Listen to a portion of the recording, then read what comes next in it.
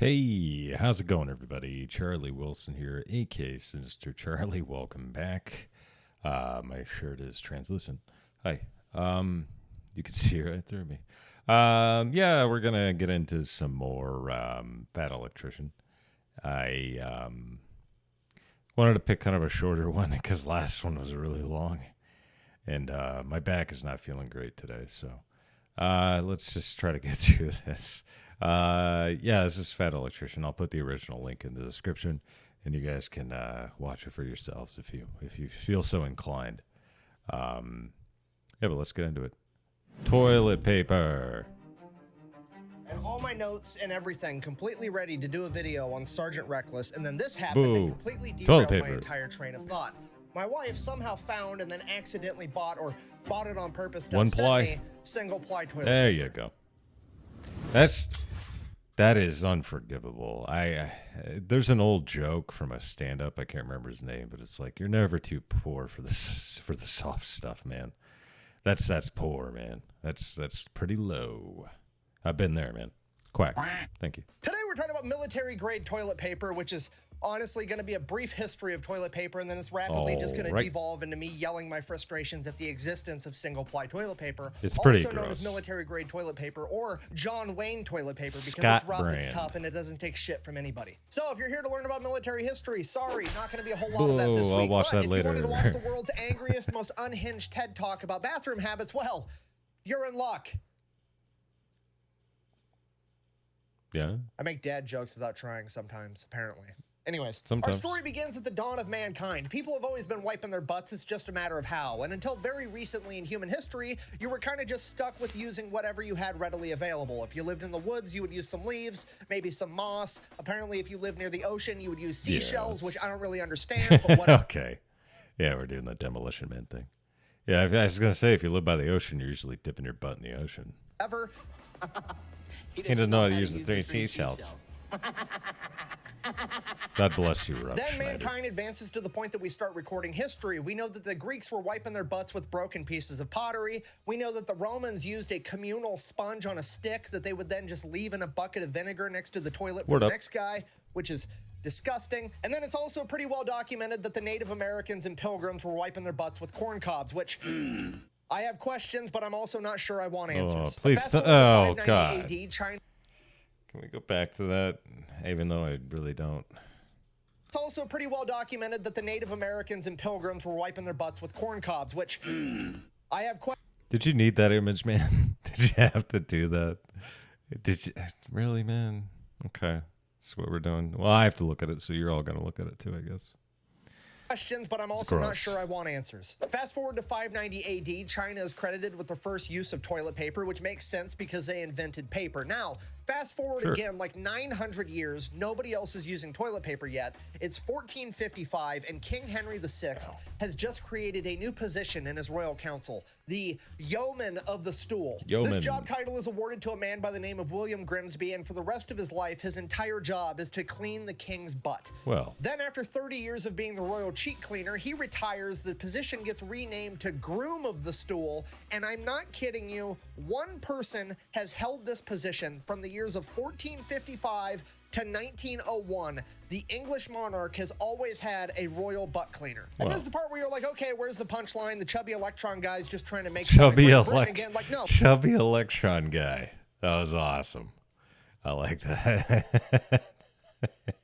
This is real life. There's no punchline. It's documented. It's actually documented. Every dude that's ever held the position of royal butt wiper from 1455 to 1901, and most of them got knighted for it. Could you imagine that guy hanging out at the bar with all the other knights like, hey, how'd you get knighted?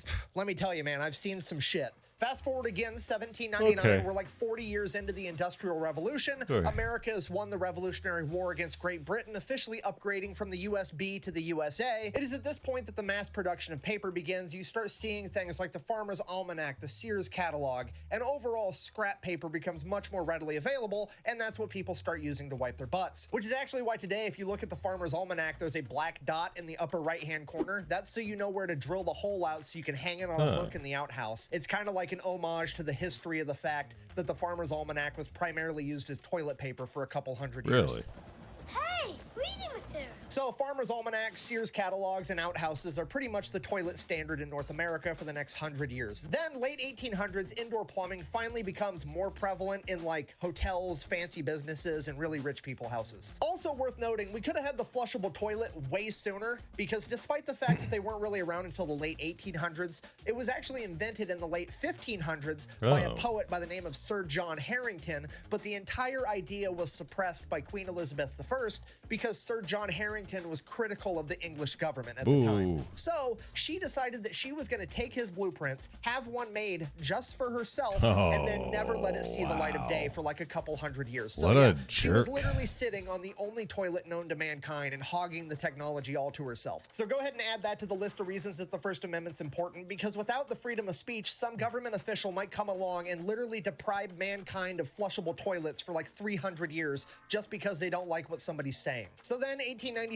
an American inventor by the name of Joseph Gayetti invents the world's first commercial toilet paper. He kind of markets it as like a medical tissue paper for the bathroom that's supposed to be better for you than the Sears catalog or the Farmer's Almanac. For one, it doesn't clog up your toilet like those do because it dissolves in water. And for two, it hasn't gone through a printing process, so it should be healthier for you, because a printing process back then incorporated like lead ink and arsenic and all other types of hazardous chemicals that you probably shouldn't be pressing up against your dirt button every day for your entire life. And the entire idea is kind of a huge flop because the American public is too shy to actually go out and buy toilet paper, because I guess at this point in time, it was taboo to let anybody know that you pooped. So rather than selling directly to the consumer, he would end up doing private label stuff and selling it to like hotels and all the businesses that had toilets. So instead of having like the Gayetti brand of toilet paper, he would have, you know, such and such hotel would have their own private label packaging, and he would sell it directly to them. And that's kind of how toilet paper got off the ground. Then over the course of the next 50... Sorry.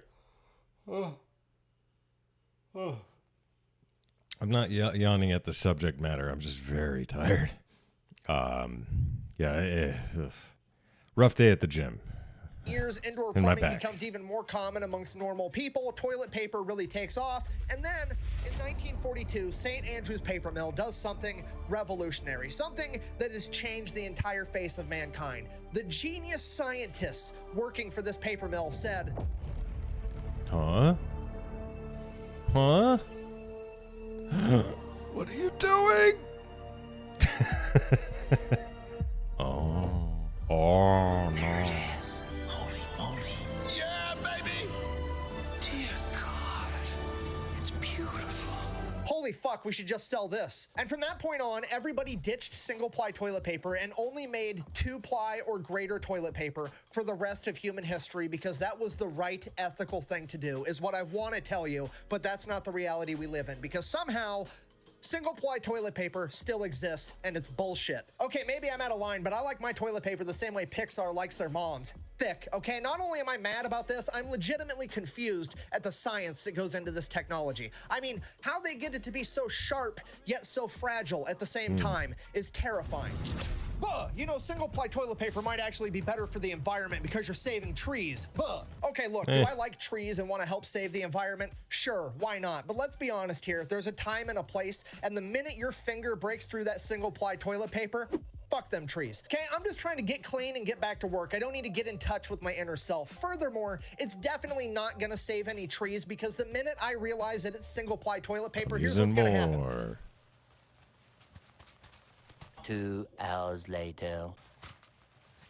Because I'm like 250 pounds, it's summertime, and I know that with the slightest amount of gooch sweat, that first layer of single-ply toilet paper is gonna dissolve on contact like a fucking Listerine strip, okay? I'm not taking any chances. Unless, God forbid, I'm in a public restroom and some corporate executive has decided that he's gonna raise profit margins this year by really cutting back on the toilet paper expense and installed one of these fucking things that rations toilet paper. These things should be illegal. It's cruel and unusual punishment and false imprisonment, okay? I went into this bathroom thinking that I was just gonna have a normal bathroom experience and go on with my day, and now I'm in a fucking Saw movie.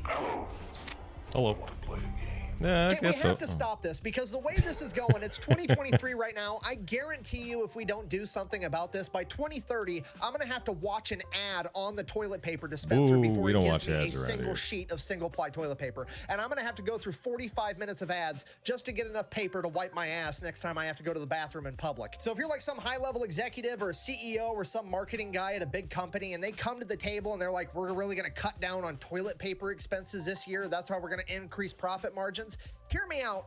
Don't do that. Just be like, go the exact opposite direction of everywhere else and then run an ad. Imagine if you went to a gas station and that gas station had ads that were running on TV that were like, "Come to Fat Electrician's Taquitos and Gas, where we have taquitos. medium grade toilet paper, because we think that if you're smart enough to shop here, you're also smart enough to know how to wipe your own ass." It's a really good marketing strategy, because then every time they go to a different gas station and they see this shit, they're gonna be like, "Oh wow, this gas station doesn't trust me to wipe my own ass. I should probably go to Fat Electrician's Taquitos and Gas." I'm putting that on a shirt. Fat Electrician's Taquitos and Gas. We trust you to wipe your will own buy it. ass. It's gonna be perfect. I'm so worked up about this. I'm just gonna have to run for public office. That's gonna be my entire platform. What the I'm gonna fuck just abolish happened? single-ply toilet paper and then leave you alone. It's the only thing I can do at this point. I mean, if we can strong-arm Apple into starting to use the USB-C port like every other phone on the planet, we should be able to abolish single-ply toilet paper. So I guess, in conclusion, if you made it this far into this extremely did. unhinged TED Talk, thank you. Hopefully you learned something I about learned the a history lot. of toilet paper, or Queen Elizabeth I suppressing the I toilet did. because she doesn't believe in the freedom of speech, or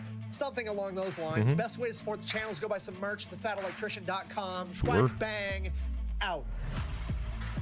Now I have to go buy real toilet paper, then I'm going to finish my Sergeant Reckless video, and then I have to decide if I'm either going to run for public office or open up my own chain of gas stations. Throw this shit. I've not got to do an angry rant video in like almost a year, so I guess it's time for one of those. I Okay. just don't know what topic I'm going to do it on yet. Oh, this is where he came up with it. Is this the right kind of toilet paper? No. No, where did this, like, army toilet paper? Where did you even get this? It was cheap. Sweetheart, we can afford like the medium grade toilet paper. This toilet paper's so thin I can see the future through it. What's the future hold? Poop on my finger, more than likely. There you go. Good stuff. Pause. Thank you. Yeah, there you go. Fat Electrician. Toilet paper history. We needed to know. Thank you very much for watching. Please like and subscribe down below. Makes me feel good inside. Yeah, if you got any suggestions, put them in the comments and we'll get to them eventually. Thank you very much. And I guess bye.